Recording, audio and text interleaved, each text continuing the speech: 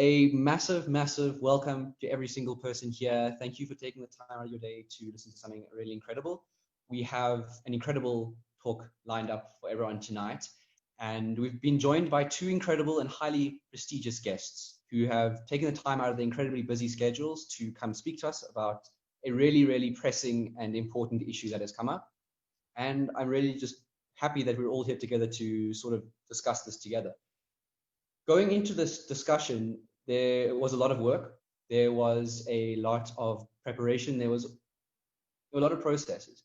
And we feel that this discussion is very important because, as we mentioned in our statement, this whole issue has become very divisive in our community.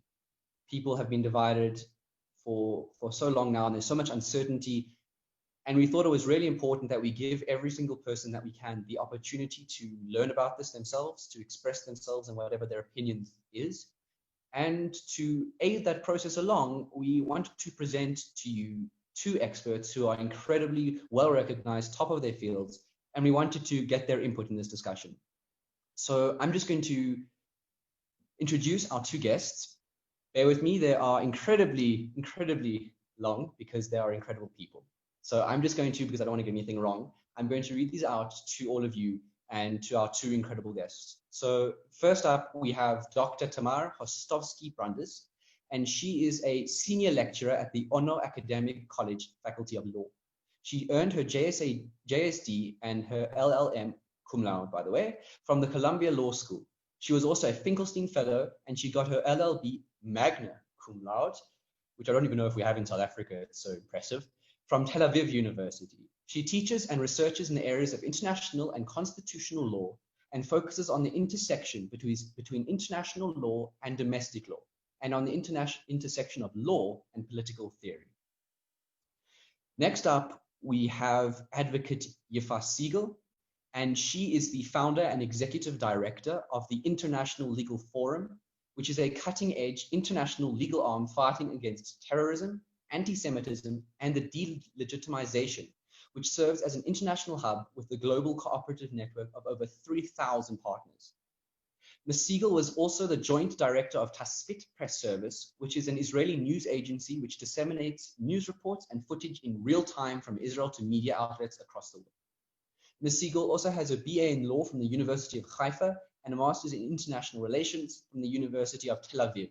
She was also a member of Shurat Hadin, which is Israel's Law Center's legal team. So a massive, massive welcome to both of you. We're incredibly lucky and privileged to have you tonight, and just a massive thank you, and we look forward to this discussion.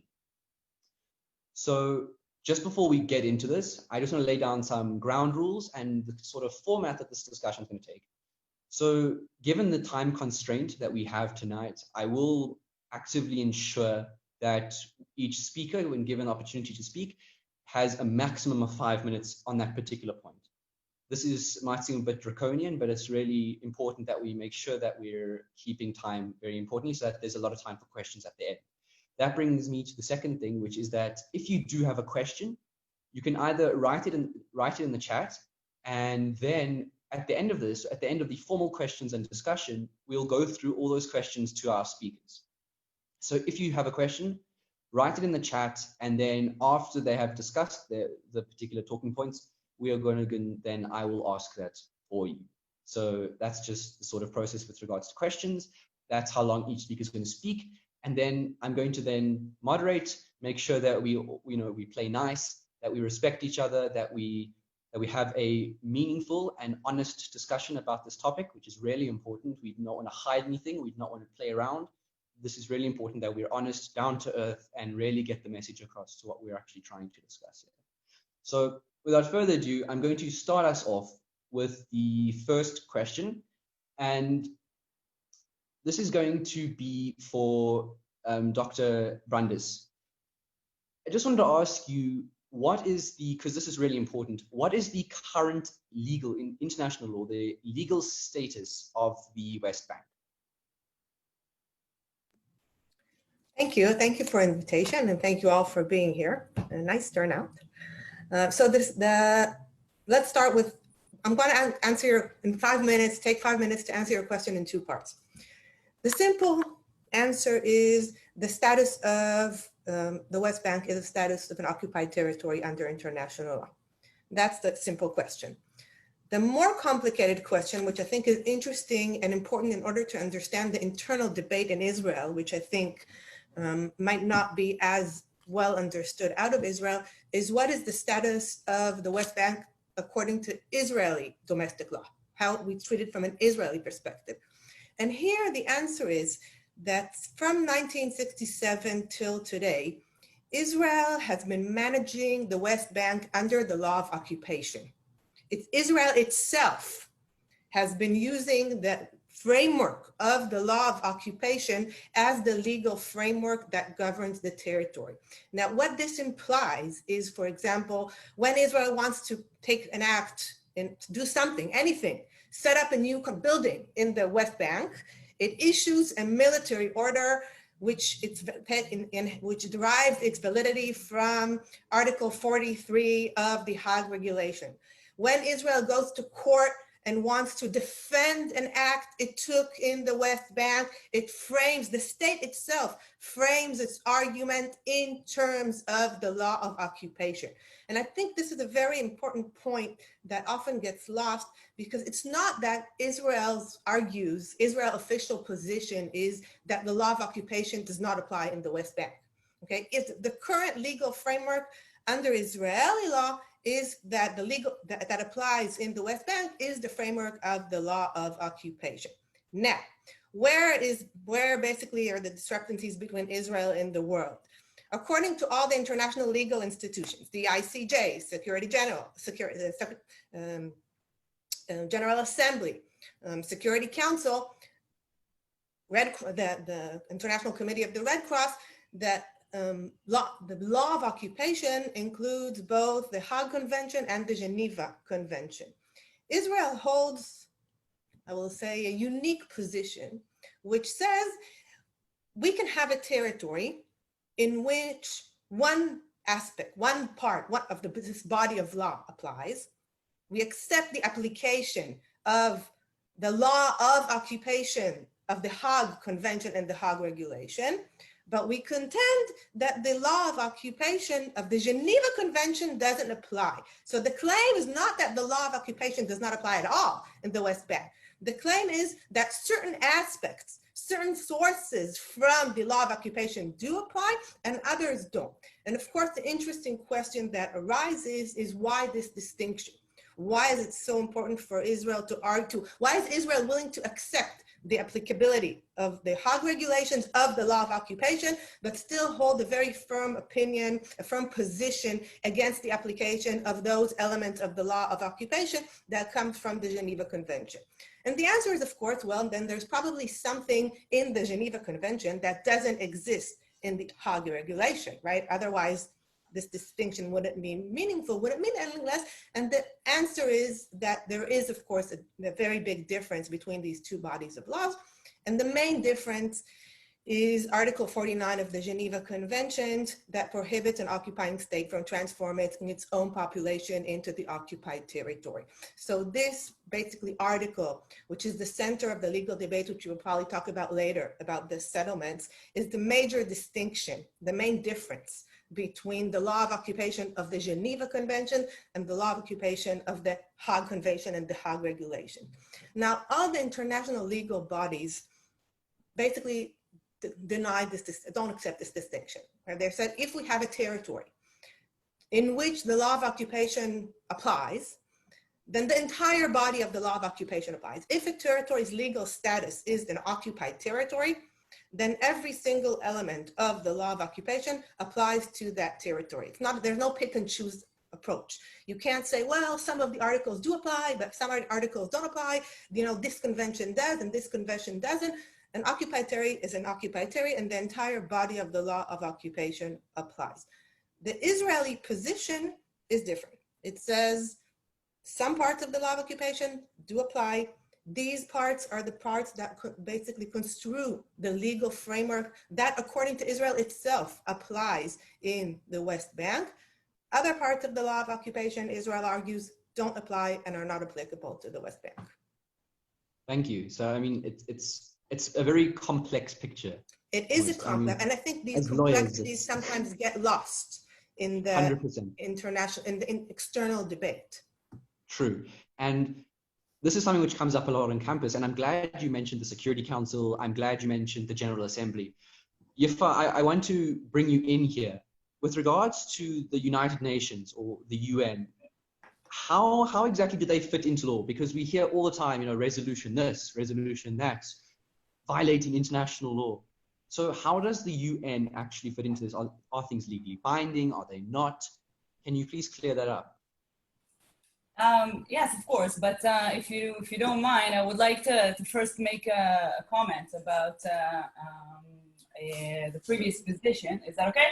Well, it's your 5 minutes. So all right, cool. All right. So let's talk about surfing. And kidding. Look, I mean, the situation in Israel is indeed unique, and it's indeed confusing because of its uniqueness. Usually what we see in the world, and we saw a situation where, as a matter of fact, an army went into the territory of another country, conquered it, occupied it, and then there were one or two scenarios. One scenario is that the conquering country is saying immediately, this is ours, we're applying our laws, this is from this moment on, it's ours, and then the world either agrees with it or does not agree with it, and that's a different issue. Second situation is, for example, like the United States have, entered Afghanistan or Iraq. There is a state of occupation, but in no moment in time did the United States say this is our territory. They said this is temporary. There are laws of occupation. No one is claiming legal rights to sovereignty over that territory. This is just as one example. Israel is different. Why is Israel different? Because the historical facts have led Israel to do what they felt was to retake a territory that was illegally taken from Israel in 1948, and then retake it from an illegal occupier, which was Jordan in 1967. Now, what Israel, consistently for 50 some years have decided to do was neither this nor that, meaning they didn't apply its sovereignty, its laws immediately, except for Jerusalem, which people seem to forget, but it's the same war, the same terms, the same history. But for the majority of what was the left of Judea and Samaria, the West Bank, they decided for political reasons, for diplomatic reasons, not to do that and wait until the political terms are ripe. And for many, many governments, this has continued in a similar way. So basically, what Israel has decided to do was to create this very strange animal. Okay, that this is a territory that Israel, the state of Israel is saying it's ours.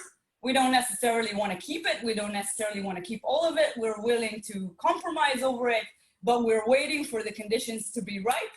And we're waiting and waiting and waiting. And I'm not going into the political question of what would have been the right yes or no, but this is the formal position, and it doesn't matter which government made that position. So just as there's one very key important point that I disagree with my colleague, is that when dealing with this unique situation, the state of Israel has said, we don't have civil law that we apply here. There's military rule.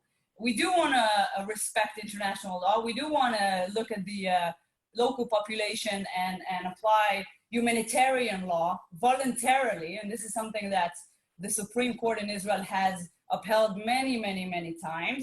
So we are voluntarily bound, so we decided, the Israel decided, by the humanitarian aspects of occupation, but without considering it to be the laws of occupation, because for the state of Israel, this is not an occupation in the classical sense, as I just explained 3 minutes ago, like in the situation 2 minutes ago, 1.5 minutes ago,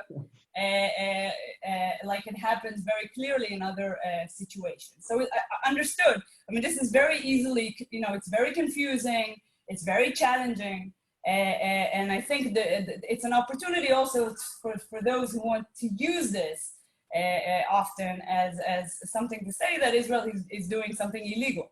Well, it may not be smart, it may not be wise, it may be confusing. We can all debate that, and I think it's a very interesting discussion to have. But illegal, I don't see how that's illegal, even though it seems like such a strange animal.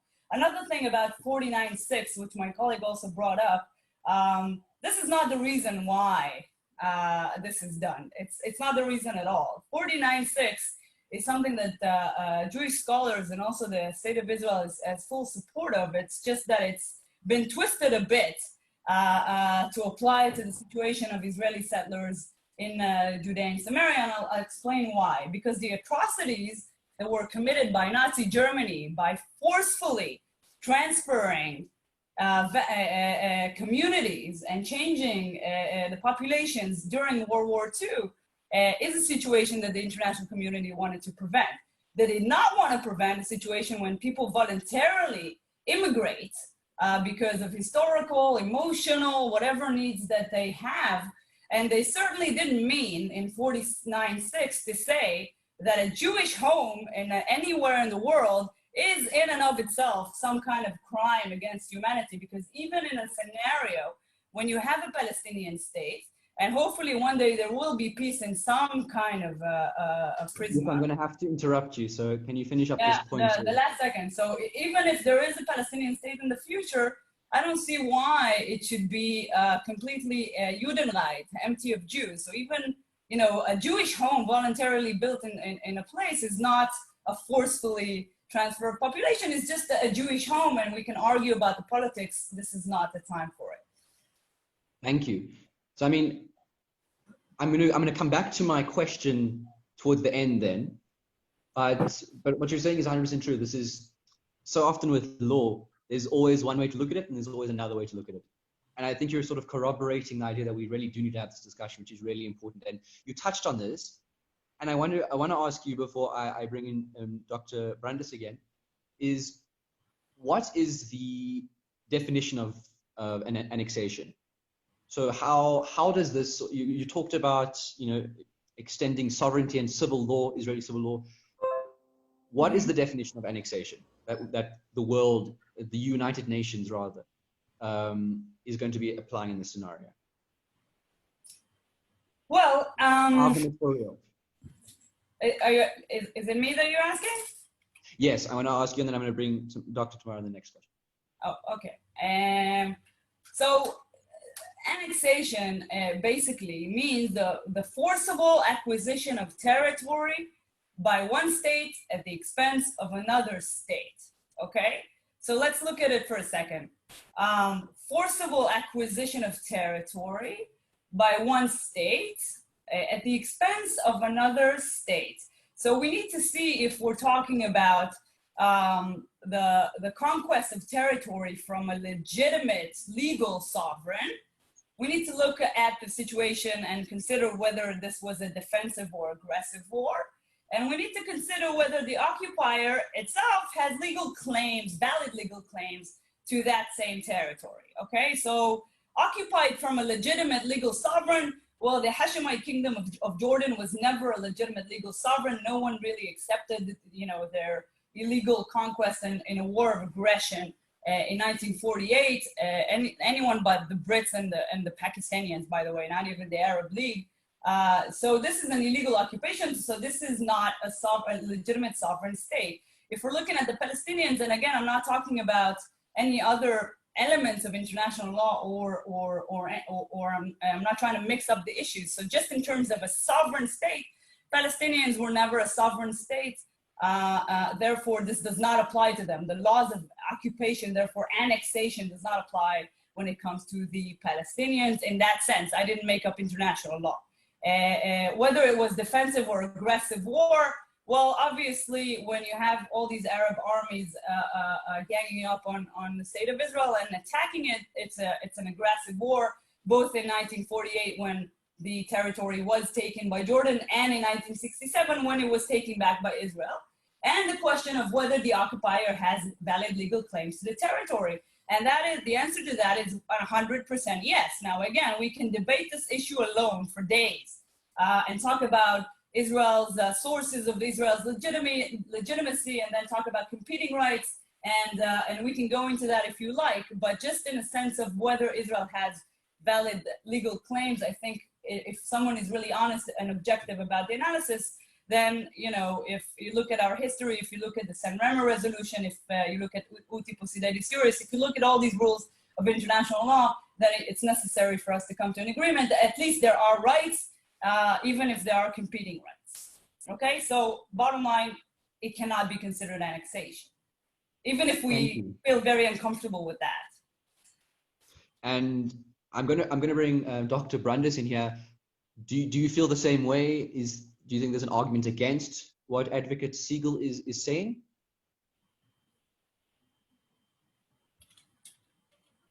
I think I'm going to have to go a step back because I think there's a bit of a misrepresentation of the legal situation in Israel. And also I'm going to talk about the issues that were brought up. First, it is very important to emphasize that the Supreme Court never said that Israel voluntarily applies the law of occupation. Well, like I said, Israel distinguishes between the law of occupation of the Hague Convention and the Hague Regulation and the law of occupation of the Geneva Conventions. This statement about voluntary applications of humanitarian law applies only to the parts of law of occupations that come from the Geneva Convention. So the way this developed is both parties and the Supreme Court accept the premise that the law of occupation of the Hague Regulation is binding on the territory.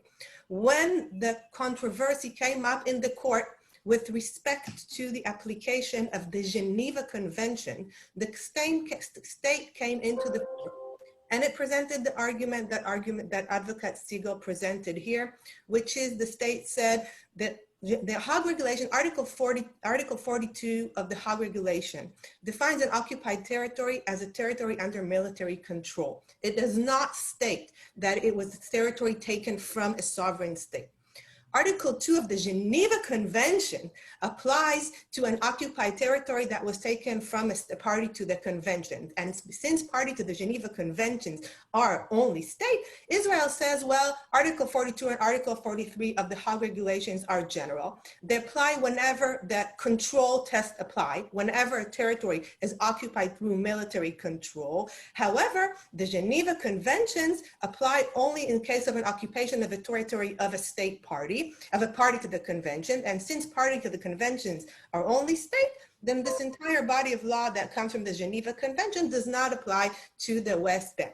Now, when this came up, when the state presented this position at court, it wanted to avoid a ruling by the court determining that the Geneva Conventions do apply, which is the position of of the Red Cross, for example, which you could say is a very, very biased organization against Israel. I don't think that's the case, but I mean, there is the position that the entire discipline of international law from the San Remo Convention and on was only constructed, you know, to hurt Israel. I think that's a bit of a victim complex position, but fine, let's put that aside for a second.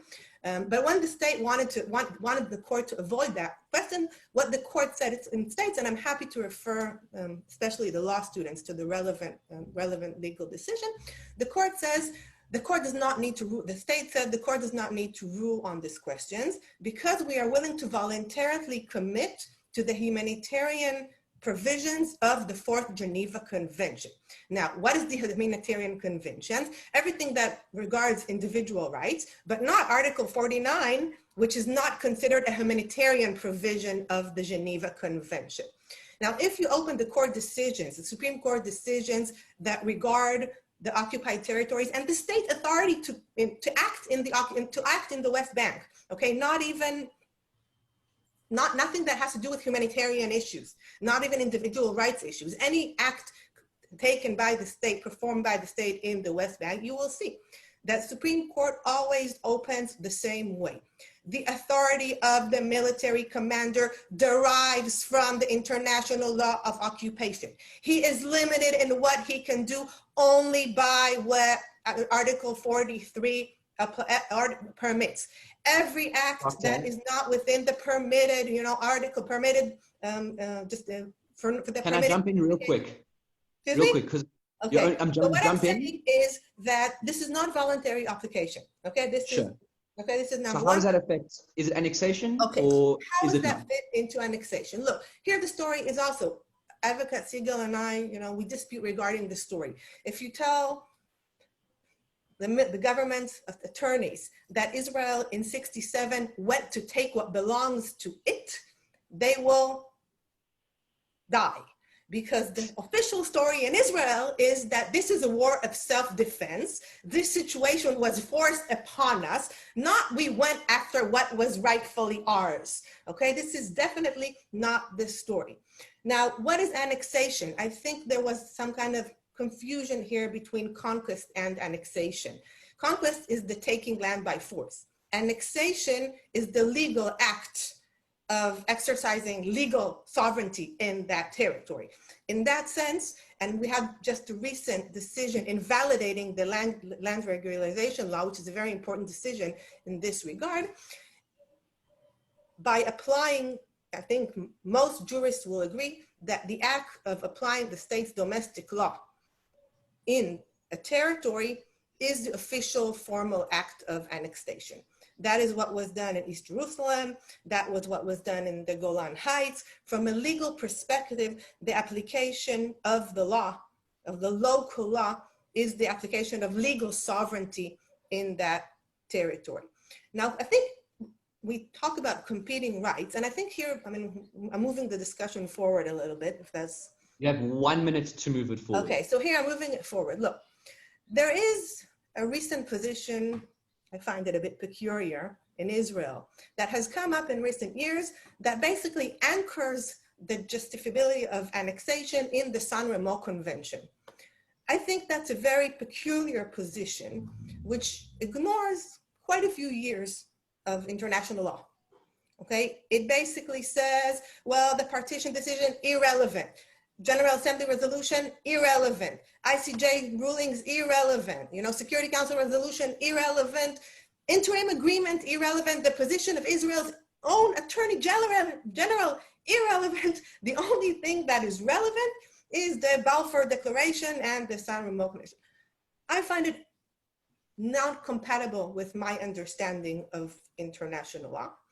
I think that it is very difficult to reconcile it with the right of Palestinian self-determination, which I'm not saying this as a political position or as an issue of justice, as a legal fact was recognized by international law. Okay, whether you think rightly or non-rightly so. And I think this story or this position of annexation doesn't provide a good answer to how annexation is to be reconciled with a right of another people that was also recognized in international law. Jewish right to self-determination was recognized in international law, but Palestinian right to self-determination was also recognized in international law from the same binding legal sources and institutions. True. So I'm going to jump in there because Advocate Segal referred to the 1920 San Remo Agreement as being very important in this. So Advocate Segal, if you'd like to respond, that would be great. Yes, first of all, I just want to correct. Yeah, 5 minutes. Israeli time, 5 minutes, or 5 minutes general? No. SAUJS 5 minutes. Kidding. All right. So look, first of all, if I didn't explain myself correctly, then I'm grateful for the comment that was made. That obviously the point of the war in 1967 wasn't aggressive and to go and conquer, and that's not at all what happened and not what I meant. I meant was that when the war of aggression was launched against Israel and the territory was eventually occupied back, there's a meaning to that fact. Obviously, no one ever claimed that this was the intent, and that is obviously not what I meant. So this is important for me to say. Look, there is a world of difference, which I'm not sure even us lawyers know to properly explain, but there's a world of difference between political decisions and resolutions and legally binding resolutions and rules, okay? So when the United Nations was established after the World War II ended, they've decided that this body will be a political body and not a judicial body. And so it's not a coincidence, and we should not ignore the fact that the United Nations, the same entity that, every other day says Israelis are spreading AIDS, Israelis are getting Palestinians hooked on drugs, Israelis are pure evil and whatever. This is a political body. And so the partition plan was a suggestion. That's what it was. That's the status of the partition plan. The only way for it to become law, to become binding in any way, was for it to be signed as a treaty between the parties. And we know the history. I mean, the Jewish leadership said yes, but the Arab leadership said no. And this is when, this thing came to an end. I mean, you can say it came to a tragic end or a happy end, depend on what your position is, but it either way came to an end, so it means nothing. And so it doesn't matter what we would like the world to be. United Nations resolutions are not law, and Red Cross opinions are not law. And so we need to take that under account, even though it is unfortunate for us to be on the wrong side of populism when it comes to this issue. It is still no more than populism. Can I ask, what makes the San Remo agreement law?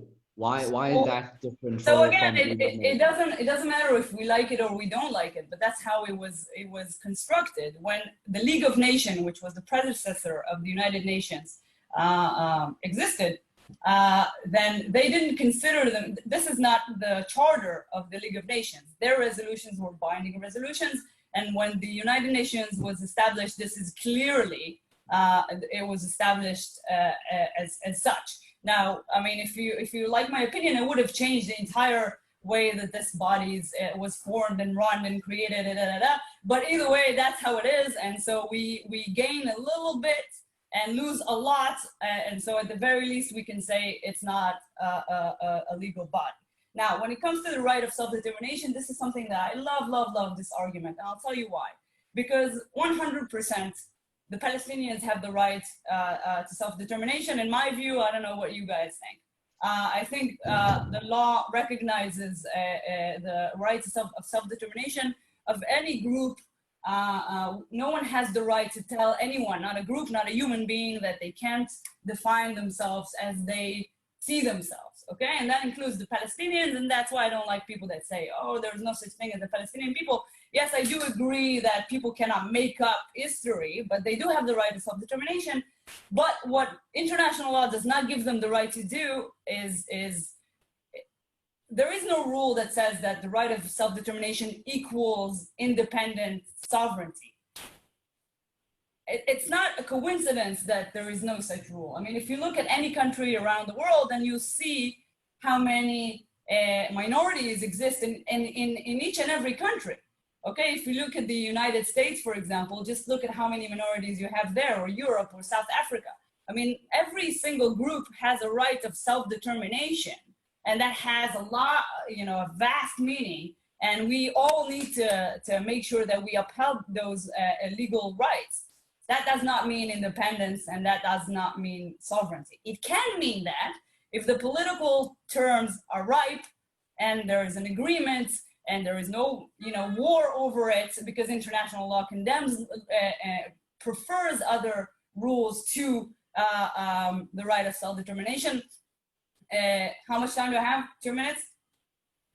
Zero minutes. So, right, so can I jump in? Yeah. Okay, I'll finish with closing that. statement, closing sentence. Yeah, so I'm saying the right of self-determination important. It does not, there's a reason why we need to maintain stability and peace around the world, and not just say to every minority, and just imagine the chaos and the bloodshed and the wars that would have happened if we were to say to every minority, you know what, if you pick up arms and start terrorism, then you have the right of self-determination that will equal independence and sovereignty to a territory that was predetermined by you. Sure. So, I mean, it's quite clear that both of you disagree over whether it's illegal or legal in terms of implementing sort of legal process, as Dr. Brandon said, of annexation, of applying civil law. So, to more applicable, a more application-based, we've been left in the dark with regards to the actual plans that the government would plan on rolling out in terms of any sort of proposed annexation or extension of sovereignty. So now, in terms of the legal implications for people, the people living in these spaces, be it Israelis, be it Palestinians, and this is a question for Dr. Brandes, how do you think a proposed annexation would impact the legal status of Palestinians and Israelis in the areas that were to be annexed as is? Also, sorry, just before I end it, just a reminder, and I'm sorry for this, that all questions, we'll try to answer as many of them at the end, when after the official talking points have it. Don't worry, there is plenty of time for questions, so questions will be answered. I'm not just ignoring it, I promise. So sorry, Dr. Tamara. So when we talk about rights, we need to talk about two types of rights. We need to talk about individual rights, human rights, and we need to talk about collective rights, which brings us back to the question of self-determination. Because self-determination in this particular context is not the right of people and individuals to say who they are and be happy. We're right about the right to, we know what we talk about, right? When we talk about self-determination in this context. International law develops in complex ways, not just the San Remo Convention. We know that Security Council resolutions accepted under Chapter 7 are binding according to international law. We know that international law develops through custom, which is common practice, and opinio juris. We know that recognition does have a role. It's not, we're not in the international law that developed 100 years ago. And I guess what I'm trying to say is that this picture in which what international law had to say, international law had its last say about the Israeli-Palestine conflict 100 years ago in 1922, I think it's a very problematic, let's put it this way, picture to portray. Okay, to say, well, the last relevant binding international law rule was 100 years ago. Since then, nothing of relevance from the perspective of international law that happens. Everything that happened since then was just political. Okay, I think that's a bit of a problematic argument to make. Now, why is this relevant? This is relevant because the question of whether annexation will take place, how it will take place, and how it will impact the rights of the inhabitants, of the residents of the territory, is a very important question. Why? It's directly tied to the questions of how much of the territory will be annexed. Okay, the annexation plans, there are several different annexation options. One option, which is probably not on the table, is to annex the entire territory. And the reason that is not on the table is because that will bring a very large number of Palestinians into Israel. And that will present Israel with the problems because it does not want to accord citizenship to all of the residents of these territories. And at least I think, my colleague might disagree, that it's a problem to have people in your territory to which you are not willing to accord citizenship and don't have equal rights as a permanent situation, not other interim situation. So basically the question is whether Israel will try to, assuming that Israel will grant citizenship to Palestinian residents in the territories it occupies. And here I have to say that the Prime Minister had said there will be no citizenship, no granting of citizenship to Palestinian residents, which in my opinion is a very clear-cut question, okay? I don't think that's from a democratic perspective, I don't think that's an option at all. I think that's a second line. I'm willing to talk about that, but even assuming that option will not happen, then the other option is to say, well, we'll try to maximize the territory while minimizing the residents, the number of people in it. We'll try to get as much land as we can, but bring in as little Palestinians as we can in order to maintain a majority of Jews within Israel. Now that will also affect the rights of the residents of the territory, because if that is done in a manner that basically says, well, the two-state solution is impossible because of the way it is territorially constructed, okay, what is left, the territories that are left do not leave a Palestinian state as a viable option, okay, then that means, well, what is going to happen, to the collective right to self-determination, not in the sense of everyone gets to say what he likes, but in the sense of, you know, self-determination, the way international law defines self-determination. So I think there are two questions here. One question is, well, how is it going to affect the rights of those Palestinians that are going to find themselves within Israel, within the territory now defined as under Israeli sovereignty?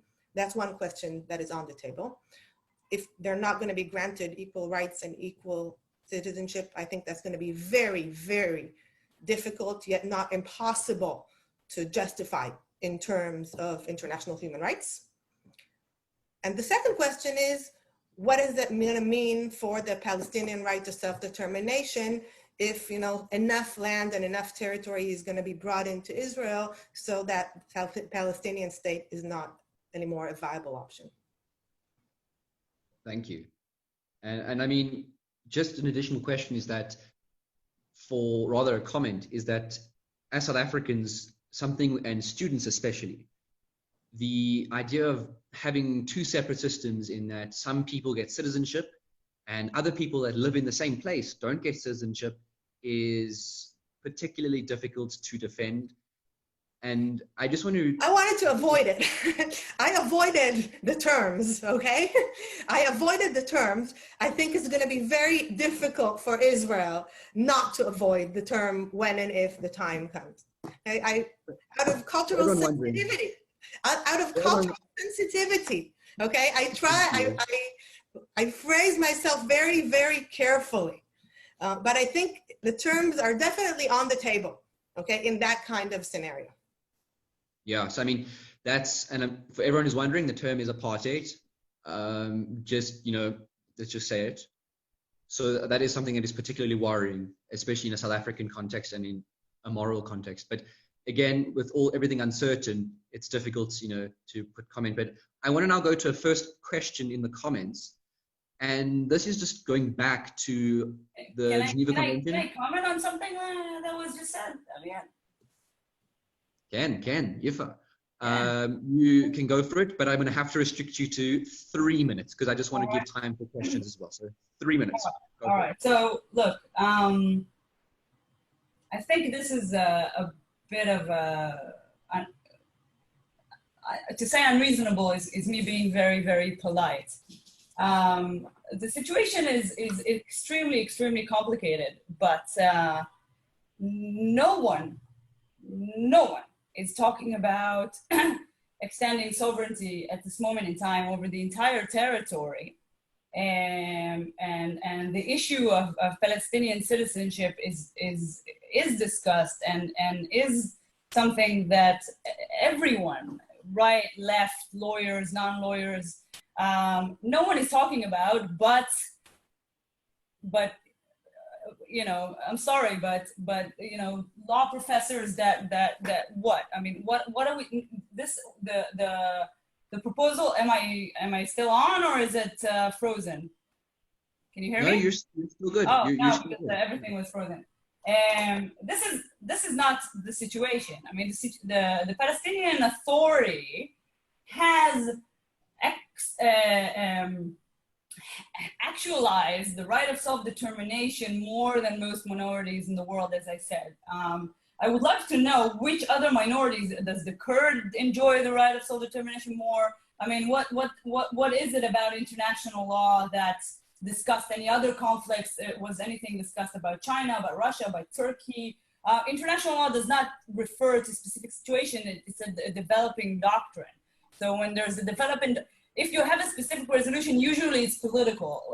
Otherwise, you have a legal doctrine that is developed, and then you understand how it applies to various situations around the world. So I don't really understand that comment. And in terms of size of a state, well, you have states that are, you know, Luxembourg or whatever, that are teeny tiny, and no one ever argued that this is somehow not a state because it's small or bigger than what they may have hoped for. So at the bottom line, this is a very complex political issue. Even the Trump peace plan, we don't have to be a fan of it, but we can acknowledge that at least it does ask the Palestinian side to say we are okay with the fact that there is a Jewish state that exists, and we are willing to put an end to all of our claims and sign a peace treaty and move on. And I think the entire international community, even from a political perspective, has acknowledged that peace will come, after negotiations and the signing of a peace treaty. What Israel is now planning to do is extend its civil laws, nothing more than that, over the citizens of Israel that are living as second-class citizens in these areas for 50 years. Nothing is done to change the legal status of the Palestinian residents. It's not a part of the plan. No one was discussing this in any time.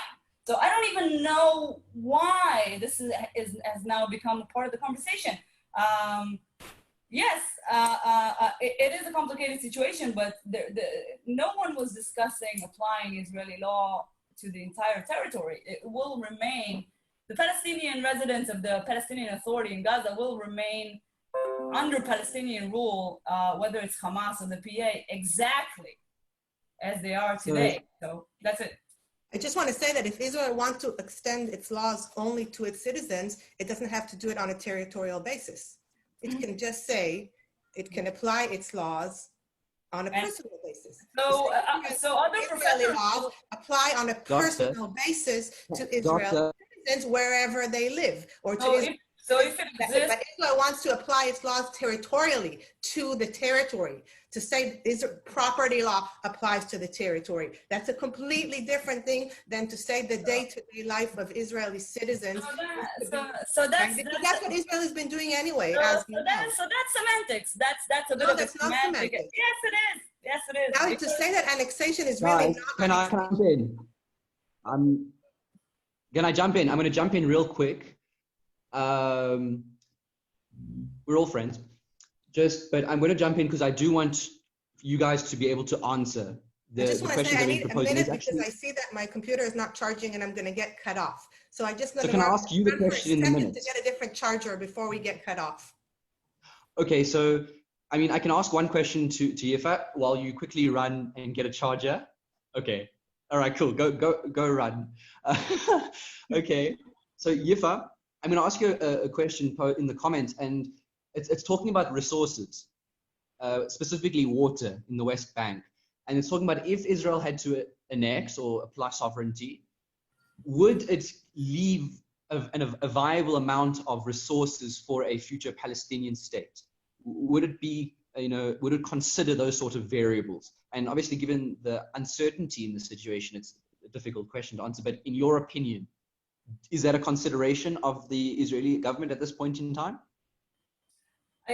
I think, well, I'm not sure if it's a consideration in this moment in time, because unfortunately, there is no peace agreement. I mean, I think everyone on the call, no matter, where exactly you stand on these issues, we're all hopeful for one day that there will be some kind of a peace agreement, whatever you want it to look like.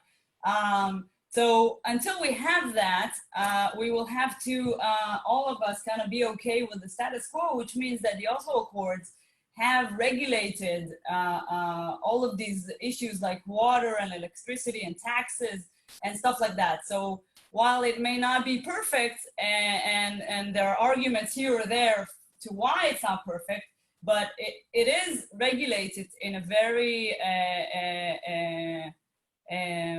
satisfactory way, at least in a sense that no one is missing water. Of course, there's also the unfortunate situations when the Israeli Water Authority is offering the Palestinian Authority cooperations in terms of improving their water use or their water waste.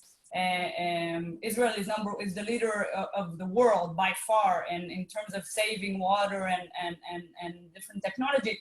And unfortunately, they have refused to cooperate. So there's a huge waste of water, but that's a completely different issue. So bottom line, until we have that peace agreement that we all dream of, Oslo Accords are regulating all of these issues. Thank you. I hope that answered the question, the person that answered. And then Dr. Brandes, I want to ask you the next question, and I'm going to read it out real quick to you, and it's about the Geneva Convention, number 49. And the question is, wasn't the spirit of Article 49, the Geneva Convention, to protect the citizens of the occupying power from being transferred themselves? And gives the example of the Germans in World War II. It is not to protect the people being occupied. So which one is it? Is it to protect the occupiers' people, or is it to protect the people being occupied? Which one is it? Or is it both? Well, as we know, it's a matter of, it's a dispute. The dispute is regarding how to interpret this, this provision. The Israeli position is that this was the original intention, and that the original intention is the only relevant source for interpretation of the Geneva Conventions. Now here there are two questions. First is whether this was really the only original convention, or whether it was also to protect the rights of the occupant, not just the people of the occupying itself. And the second is, well, do we subscribe to absolute originalism, where only what the people who wrote in treaty interpretation, you know, I'm bringing in American constitutional law now, whether we subscribe to originalism as the only relevant source in interpreting. Now here again, you can say they don't make international law, but the position of every authority of international law, to the extent that they mean anything. Again, you can say the Red Cross means nothing, the ICJ means nothing. You do need to understand that if you undermine the legitimacy of these institutions, then you're also undermining the legitimacy, not with respect to Israel. If you're saying the ICJ is a non-relevant, biased institution, then every other decision of the ICJ is also tainted by this illegitimacy of the ICJ being a tainted, biased, you know, illegitimate institution. So that's why I think it's a very, we very easily, some people in Israel very easily say, well, it's all just biased. The judges of the ICJ, biased. International Commission of the Red Cross, biased. They're all, you know, they're not real jurists.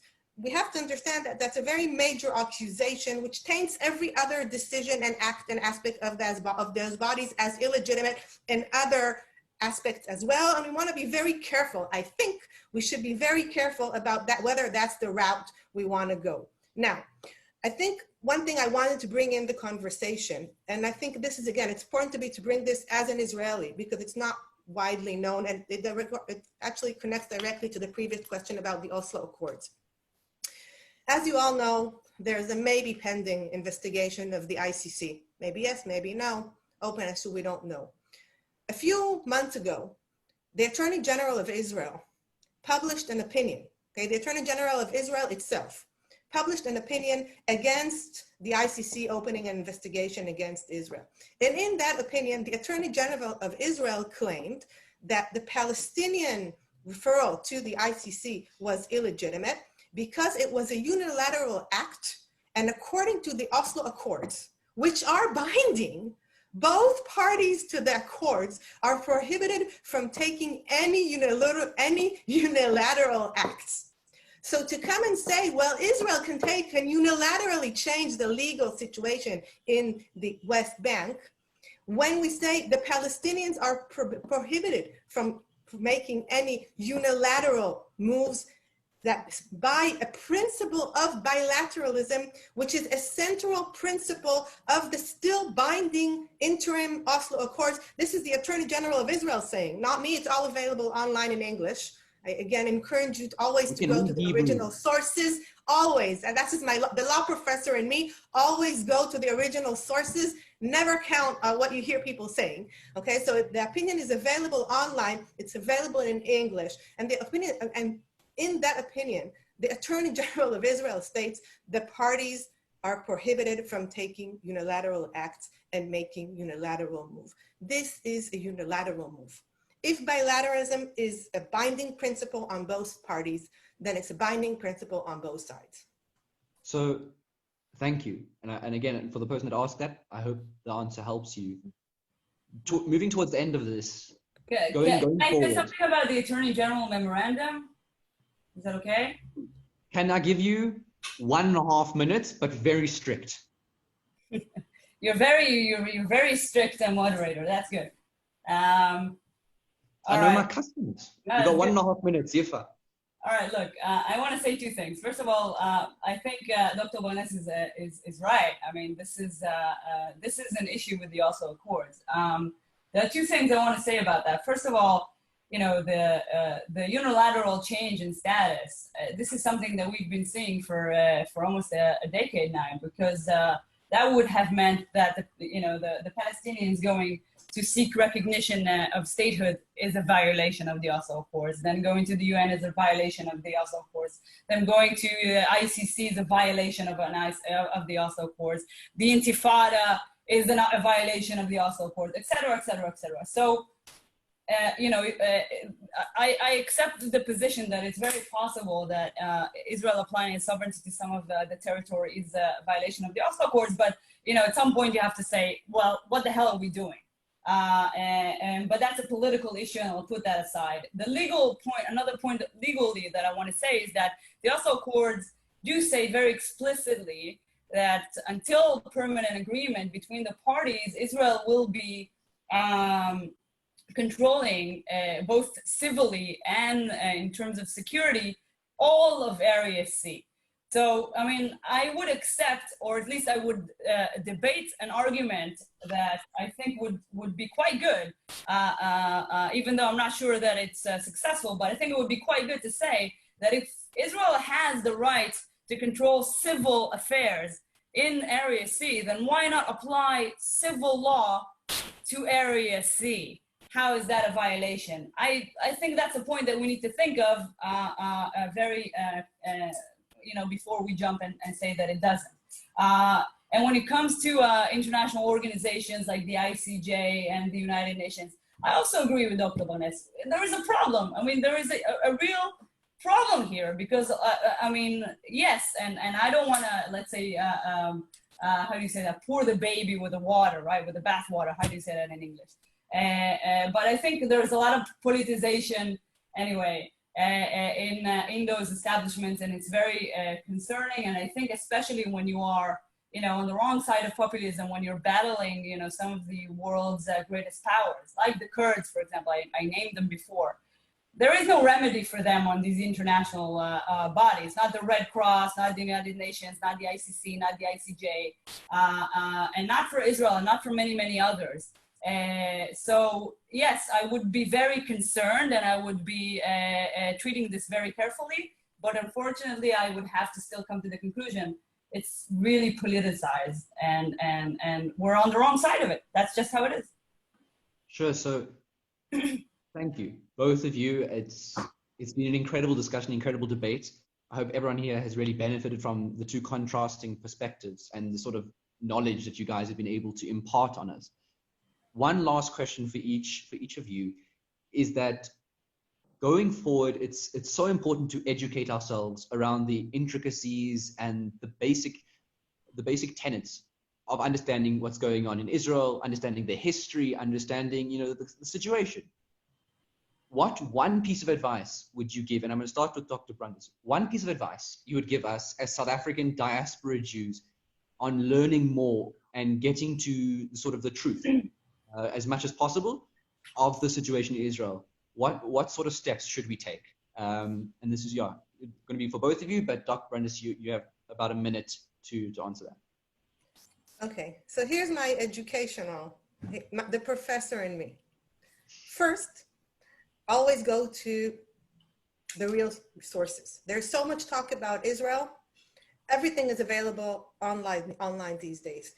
You read about a new Supreme Court decision in Israel, go to the Supreme Court decision. In all likelihood, it's available in English or will be available in English. You read about, go to the sources, not to what people write about the sources. The feelings, the emotions are very strong about this. The second, and this is a friendly advice I'm giving, try to hear both sides. And by this, I'm saying, I know this is not common. Try to read also what Palestinian scholars, and in particular Palestinian scholars within Israel, Israeli Arabs, what are called, our colleagues in faculties in Israel. I mean, I think that in a way, diaspora Jews are not always, in many situations, alienated from the kind of day-to-day ongoing discussions we have with friends and colleagues that sit in the office near us, not Palestinians in the West Banks, friends and colleagues who are the same rank as us, who teach the same students. We talk about these situations, read what they also have to say. Their perspective is an Israeli perspective. The perspective of Israel's Arab Palestinian citizens is an Israeli perspective. It's perspective of Israel citizens. And it needs to be read also as, another position of citizens, Arab citizens of Israel, which I think sometimes is lost. And this is, again, my thing. Don't be afraid to criticize. It's great to support Israel. I want you all to support Israel.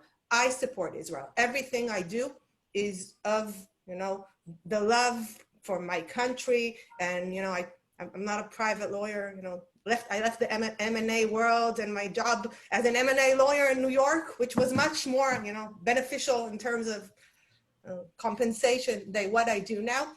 Yes, because I do feel, that this is more important. Don't be afraid to criticize. You should be proud of Israel. You should like Israel. But if you want Israel to be the kind of country you want to be proud of, okay, then I think it's okay also to see the problematic parts of it. I think you should think of it as helping the country, as supporting the country, not as, hurting the country in some way. Okay, I also love the US. I consider it in many respects a second home. That doesn't mean I'm not critical of many things that are also happening in the US. Yeah. Okay, loyalty is not necessarily have to be blind. You can be loving and loyalty. And to my children also, the fact that I love them and I'm always there for them doesn't mean that I endorse everything they say and everything they do I say is great. So. And I'm just going to say quickly that the only, if you come to South Africa, I promise you'll like us more than the US. We won't give you dollars, but we're friendly. Advocate Segal, the same question. What is your advice to us on how to learn more and really get to the core of these issues? Well, first of all, I think the best advice that I can give anyone on this issue is that it's very easy to mix between law and politics. Now, democracy is inherently flawed. It's the best system that human beings have invented in the entire history of mankind. So this is the best that we have, but we need to remember that it's inherently flawed in a sense that, there will always be something that I'll disagree with. And I can be very passionate about it, and I can feel like, I'm getting the short end of the stick here or there. And political discussions are extremely, extremely important in democracy, whether you are on the so-called winning side or the losing side. But that's not the same as law. And I think a lot of times people are using the pretext of international law to attack Israel in order to kind of advance a political agenda, whether they know it or not. I mean, I think it's it's been going on for so many decades that a lot of us don't even know it. And I see a lot of friends that are politicians in Europe or different jurists that I highly respect. And I urge you guys to ask yourselves every time, am I talking about the law? Do I know what the law means, or am I talking about politics? If your view is that Israel, shouldn't hold any part of the territories, and you have a reason for it, whatever it is, then it's perfectly legitimate and it's okay, and let's have a discussion about it. I have my own personal opinion that I share with people over coffee or beer. But when I'm dealing with the law, then I'm dealing with the law, and this is and the law, as far as I can see, it says something completely different about rights. At least doesn't make it wise, doesn't make it right in other ways. So that's, I think, is a very important message. To separate and don't let people confuse you between a law and a political position. Thank you. So, we've come to the end of this. And I just want to say, on behalf of SAUJS, and I'm going to say South Africa as well, just a massive thank you You know, I know that both of you are incredibly busy. You're incredibly involved in amazing work. I was going to use incredible again. So thank you so much for taking time out of your busy schedules to speak to us. I think everyone here has learned an absolute fortune from the discussion that we've had. So just a massive thank you.